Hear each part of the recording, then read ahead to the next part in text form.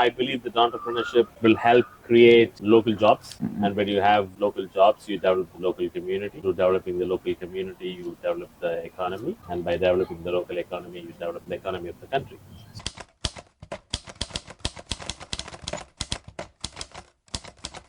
Good afternoon, everyone, and welcome to today's podcast. My name is Sen, and we have a very special guest with us today, Mr. Kavin Kumar.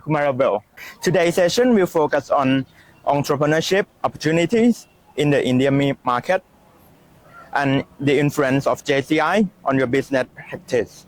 Whether you are a JCI member or joining us for the first time, there's something valuable here for everyone. So let's begin the first topic. How can entrepreneurship saving developing country?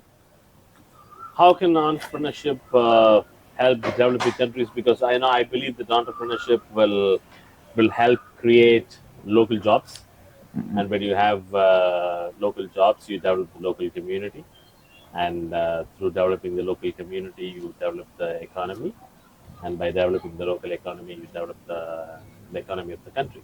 So this is how I believe the entrepreneurship will help the developing countries. Okay.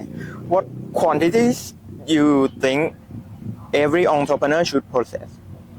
So the quality of an entrepreneur should be like you should be resilient, you should be fearless, and you should have adaptability. Because as an entrepreneur these days, the market is changing tremendously, especially after the pandemic. So you should be prepared for everything, and that's why I speak about being resilient and having adaptability. So you have to adapt to change. When you don't adapt to change, then you will be changed. So it's important that you have these qualities as an entrepreneur. Thank you. And what advice would you give young entrepreneurs who want to impact their community while being profitable? Well, I would probably give you an example from my own field. As I said earlier, I'm into retail business. I run retail chain. And one of the things which I implemented back in my hometown was you can run a profitable business, but at the same time, you should show something which cares for the environment also. So we implemented a system that we will not issue plastic bags. We will only issue the bags made of cloth. That's a way of contributing to the environmental sustainability. So this is one example. Entrepreneurs around the world can do something which is possible in their business. You can follow the United Nations Sustainable Development Goals, and you can also implement the ESG, and that's how I believe you can slowly but yet contribute to making a difference. Thank you. So let's begin the next topic. What should international entrepreneurs know about doing business in India? Okay, India is a unique market. India is unique. I say this India is unique because India is a big country. We have the most population in the world right now, 1.5 billion, and at the same time, India has different cultures. You cannot have one strategy for doing business in India. That's my take, because we speak different language, we have different culture, we eat different food, so everything depends. And India is this kind of market which is built on trust. So this is the advice I would give for the international investors. You cannot have one formula for India. How do India cultures difference influence business practice? Yeah, I told you this Indian market is truly on trust base. We have lots of family business being run. Even today, mine is a family business, and there are lots of traditional business which is still going on. And this market which is run based on trust. You have an example of business that making a lot of money for India. Example of business making a lot of money. There are a lot of business. Like India is a big market. Very good. There are many companies which is making big business around the world. What are the biggest challenge for entrepreneurs in India, and how can they overcome them?